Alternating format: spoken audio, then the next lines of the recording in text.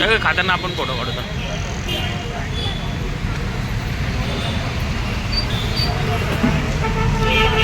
मला उशीर झाला, कधी नाही येणारे सगळे. अतुल शेटचा बड्डे म्हणून सगळे गोलगंगाला वाट बघत बसले होते.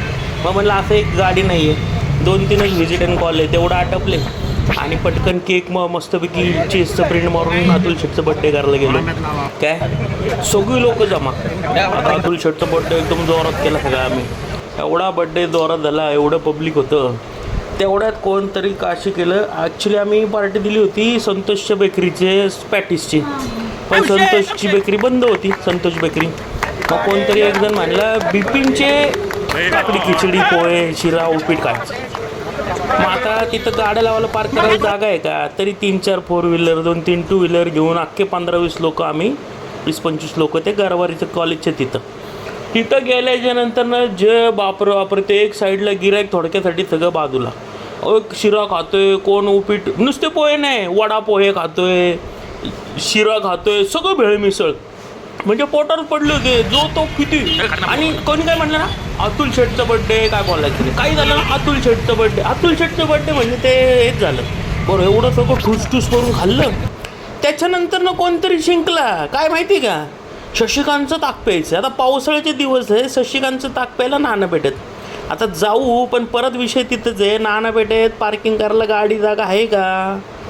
तरी पण हे सगळे 15-20 लोक 25 लोक सगळे मिळून गेले शशिकांतचं ताक प्यायला नानापेठेत. अरे बापरे, नानापेठेचं ताक बीक पिलं. आता तर जागाच नाही ना. त्याच्यात कोणीतरी परत काशी गेली. आता मला वाटलं घरी जाऊ, गाडी रिपेअर झाली असं घेऊ. त्यात एक जण काशी गेला म्हणजे चहा प्यायला जायचं. मग ठीक आहे, पण कुठं जायचं? खेड शिवापूरला कैलासला. अरे खेड शिवापूरला हे का म्हणजे लॉजिक आहे का? गोयलगंगा कुठं, गरवारे ब्रिज कुठं, तिकडून तुमचं नानापेठ कुठून, तिथं खेड शिवापूर डायरेक्ट. तेवढं परत दुसरं कोणतरी अतुल शेटचं बड्डे. बट ठीक आहे, मग तिथनं सगळ्या गाड्या कुठं माहिती आहे का? कैलासाचं चहा प्यायला. त्याच्या आधी कुठेतरी मिसळचा प्लॅन करून झाला त्यांचा. कोणाची मामाची की मिसळ का काहीतरी वडगावमध्ये आहे, ते पण प्लॅन झाला होता. कैलासला गेले, चहा बी झाला. तिथं कुठलं तरी पदाधिकाऱ्याचा बड्डे होता, ते तर काय अटेंड केलं नाही आम्ही. पण एवढं सगळं कोण डोसा खाते तिथं जाऊन पण पोटावर पडले ते. डोसा खात आहेत, भेळ खात आहेत, चहा पित आहेत, सगळं झालं.